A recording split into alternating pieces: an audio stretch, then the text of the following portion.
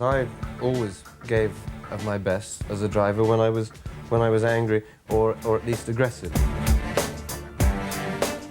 James Hunt was unlike any other racing driver.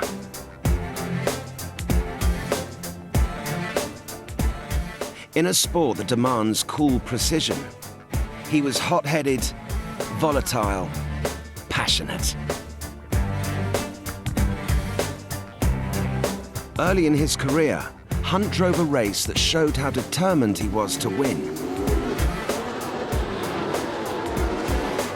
It was a race that began disastrously. He fell back inexplicably from pole position to 16th place. But in a display of aggressive driving, Hunt carved his way back through the field to 2nd place, then made the move that clinched victory.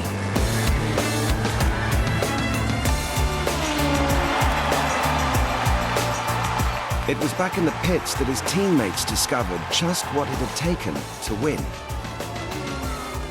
He took his glove off, and what had happened was that the gear shift had broken. All he had to change gear was the sort of threaded stub of the gear lever, which is a bit like a sort of blunt knife.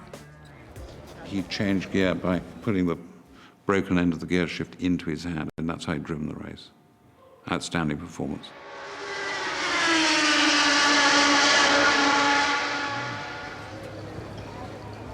Hunt's fixation on winning made him an edgy character out of the car as well as in it. If anything stopped him finishing a race, he was a loaded gun. I'm a very emotional person, and people have said to me, there have been a couple of occasions this year when I got out of the car, I've got out punchy, right? And people say, well, you know, you can't flare up like that. And the fact is that I've bottled the thing up for 4 or 5 days completely. And so when you get a chance to let go, you've really got a lot of steam to let go as soon as you can, which is when you get out of the car.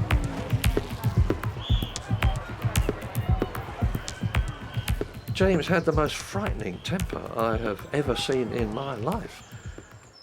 There was an occasion in Canada, I think it was, where he had retired from the race for whatever reason, and the marshal tried very sensibly and responsibly to lead him away, but the adrenaline was coming out of him by the bucketful. He thought the marshal was trying to push him out of the way, and he just thumped him.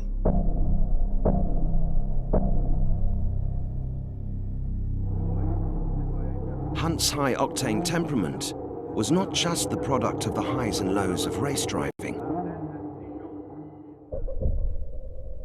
Even as a boy, he had shown the same degree of single-minded competitiveness. He came from a respectable middle-class family, living in the smart suburbs of Surrey. His parents had high expectations of their children. But young James was always determined to go his own way. James seemed to develop on a tangent from when he was a baby. He had more of a competitive instinct than any of his family members. And that was really what propelled him throughout his life. There was this, it was more than a competitive instinct, it was almost a rage to compete. He had quite a temper, and Pete, his younger brother, particularly became combatant with James. One time he hit Pete over the head with a shovel. And another time he was in a fight with Pete, who saw the punch coming, ducked, and James struck the wall with his fist and broke his knuckles. His mother, as punishment, sent him to the hospital alone on a bus. So she was trying her best to discipline him and iron out this difficult character that he was rapidly becoming. As a boy, James was withdrawn and found a solitary hobby. He decided that he would become a budgie breeder, and he calculated that this might be a career for him, that he could breed budgies, competitively, of course, and he would be able to retire as a millionaire at the age of 30.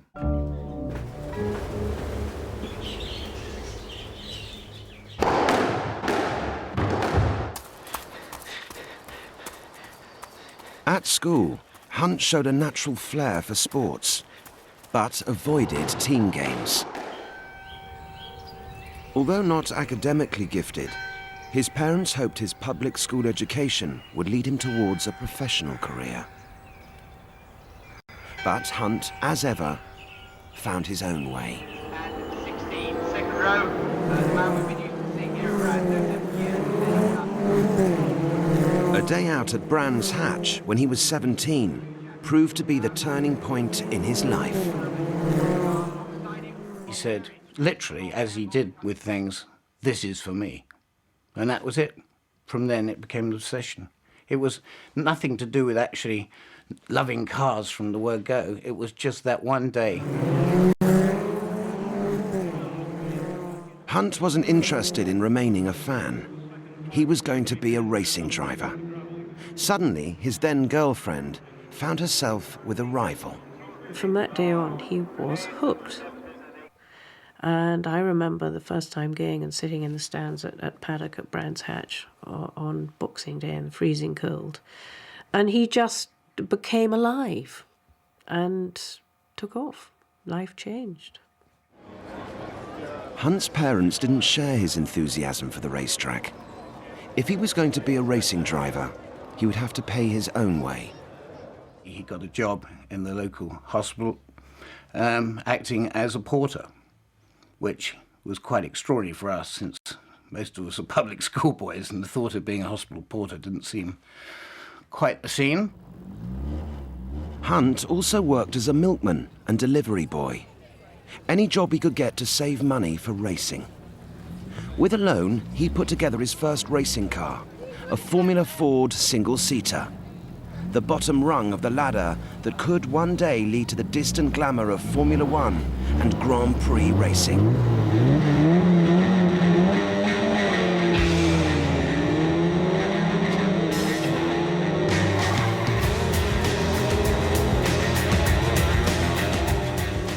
This was a solitary pursuit behind the wheel of a racing car where he could compete and win through aggression. And he decided that he was not only going to become a racing driver, but that he was going to become world champion. How could you take it seriously? I mean, he wanted to be world champion right from the word go, but I mean, he was a mate.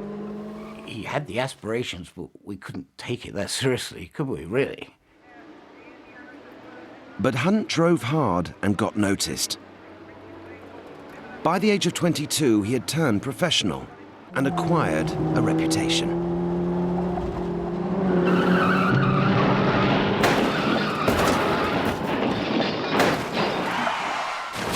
James had the nickname of Hunt the Shunt. He was very wild, he was very determined, he was very short of money, and if you put those three things together, it means that he was always pushing very, very hard to get in front. In his early days, he was a pretty hard and unpredictable chap on the track. In spite of his shunts, Hunt was driving well enough to join the international racing circuit.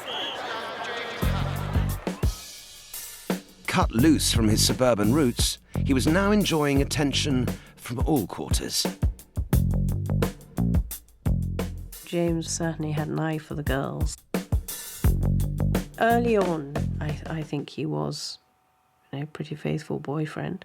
But once he got going, the motor racing and travelling, it all became frightfully exciting. And I think that's when we decided to go our separate ways, because I certainly wasn't the sort of person who would accept a boyfriend who was always off having fun. On the racetrack, Hunt the Shunt had arrived. But it had been a costly way to make a name. We'd had a series of rather expensive accidents, and we'd used up all our funds. And we had a bent car sitting in the workshop, and I called him into the office, and said, right, we've got to review what we're going to do now, and I think the only alternative is for you to get a job. And he jumped up in the air and thumped the desk. He went absolutely ballistic and said, never, never. Hunt's future as a driver was seriously under threat.